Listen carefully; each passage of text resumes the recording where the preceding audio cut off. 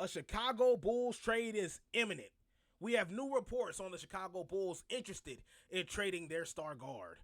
Now, with Coby White entering his final season with the Chicago Bulls, we have teams coming out of the woodworks showing their interest in the star guard, with one of them being the Orlando Magic. Hello, my name is Isaias Jackson Jr. Thank you guys so much for tuning into Bulls Digest. We got to get into all the news and notes on the blockbuster trade that potentially could have had Coby White in an Orlando Magic jersey. But first, 67.5% of you guys are not subscribed. 32.5% of you guys are. We appreciate you guys on both sides of the field. And it's just been a lot of negativity out there in the world. I know you've seen the news. We don't need to share and bring it up. There's a lot of negative stuff happening in the world. One thing that's positive is hitting that subscribe button, liking and sharing, and just thanking you guys so much for tuning into Bulls Digest. Let's get into our escape. New report on failed Bulls Magic blockbuster trade. A new report has emerged on a trade involving the Chicago Bulls before the Orlando Magic acquired Desmond Bane, which I do think is a good move in itself. Orlando Magic, of course, is a young team of doing pretty much the process, the rebuild process, the youth process, a whole lot better than the Chicago Bulls have done, as you've seen in their past couple years of getting into the playoffs. Of course, falling up short on numerous occasions, but still, you're still seeing the work you're still seeing the work getting put in. You're still seeing the foundation, being set with the Orlando Magic. Shout out to Wendell Carter Jr. I was a fan of him in the Chicago Bulls jersey. But if you just wanted my 2 cents there, I do think the Orlando Magic is doing a great job, on that side of the world. The Chicago Bulls have a major offseason ahead after another season ending in the play-in tournament. After going 39-43, the Bulls have the number 12 pick in the 2025 draft, along with a mix of young players and veterans to deal with. After a blockbuster trade between the Memphis Grizzlies and Orlando Magic that saw star guard Desmond Bane depart from the team that drafted him, a report emerged that a different move nearly went down involving the Chicago Bulls. And now, just reading that off rip, I was geeked because I know there's a lot of youth in the Orlando Magic system, and although there's a lot of guys there that are looking for more money, the Jalen Suggs of the world, who quite frankly you already know is Mr. Moneybags himself, $100 million man. There's guys that's out there that's going to give you 110% and go out there and ball out for you. I mean, Orlando Magic, I do think, exudes hustle, with the guys that go out there and lay their lives, not even lives, but they pretty much lay their careers on the line, getting down on the floor, pretty much hustling for the loose balls. You're seeing the hustle stats, on the flip side. I just think Orlando Magic can be seen as a grit and grimy team, when need be. And, you've seen the likes of Wendell Carter Jr. I mentioned him before. I loved him in a Chicago Bulls jersey, and I think he's only gotten slightly better. He's only gotten slightly better. I'm not saying that he's a whole lot better than what we thought he was ever going to be. No, the only thing that's different is, the 3-ball, I do think it's improved a whole lot more outside of that. But, if I can go back to it. But according to the Locked On Bulls podcast, so let me get off of my tangent here. Orlando's front office approached Chicago with a trade highlighted by Bulls star Coby White before the Bane deal went down. The 25-year-old averaged 20.4 points per game this past season and has emerged as the team's top scoring option, which, of course, he has to an exciting degree as well.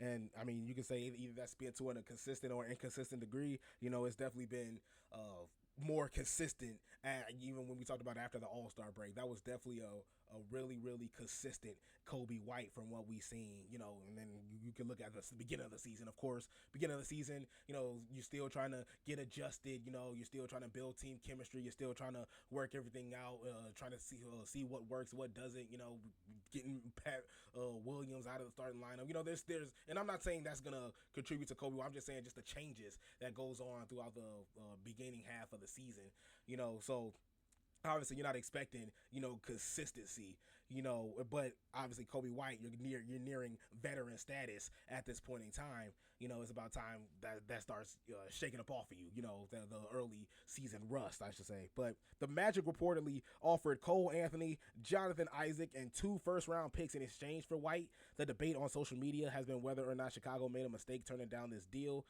And honestly, I did see the back and forth. The Chicago Bulls can definitely get young. Can still definitely still remain young with the trade. Of course, with Cole Anthony being 25 years old, Jonathan Isaac, I believe, only being 26.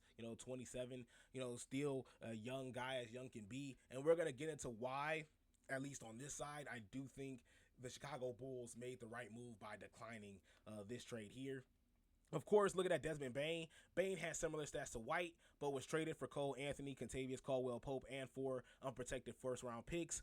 What would have been most enticing for the Bulls would have been the 2 first-round picks. However, it's unclear where they would have ended up. Seeing how the Magic are looking to be competitive, of course, they would have been late first-round picks, which for Coby White, you definitely want something a little bit more. I would want something more in the lottery range. And I'm not saying just throw Coby White out there to the Wolves, to pretty much a wash team there, per se. We're just trading him to a team that gives us some valuable assets, and if that is going to be a decent amount of first round picks, like the 4 that the Memphis Grizzlies are getting with this trade here, with this trade here, then yeah, so be it, of course. But the Orlando Magic are still looking to be competitive as they are, so they're going to be late first round picks.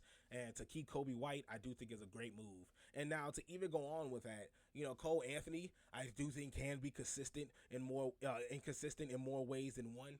We've seen him fluctuate from being a starter to sitting the bench, him going back and forth, and then even have to compete with Anthony Black as well. You're seeing Cole Anthony on numerous occasions. You'll have a 20 plus a 20-point game. He'll go on to give you 10 assists as well if need be. And then, of course, the next 3 or 4 strings, you're not really seeing the best of Cole Anthony, which, I mean, even in the 67 games that he started, I believe that he played, he only started in 22 of them this season. So, I don't think you're going to get the best out of Cole Anthony, bringing him to the Chicago Bulls, and especially when you have already Josh Giddey as your point guard, as the guy that's going to be handing on the rock, that's going to be facilitating. I would much rather love to see Cole Anthony at least coming off the bench, holding that point guard position.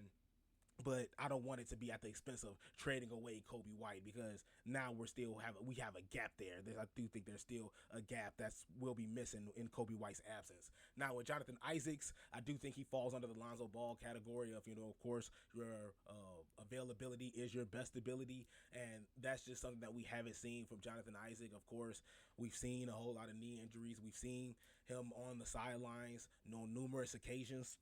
And it's unfortunate, and we talked about him early on being 3-and-D. Then it's just, okay, well, the defense is amazing. It's stark, you're not going anywhere. And now we don't really talk about his defense so much. And, of course, the offense has gone down a whole lot.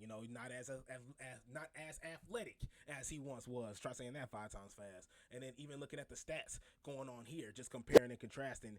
Coby White, of course, as we talked about, 20 points per game, 3 rebounds, 4 assists. Of course, 6'5", 25 years old, and of course we've seen that consistency at the end of the season.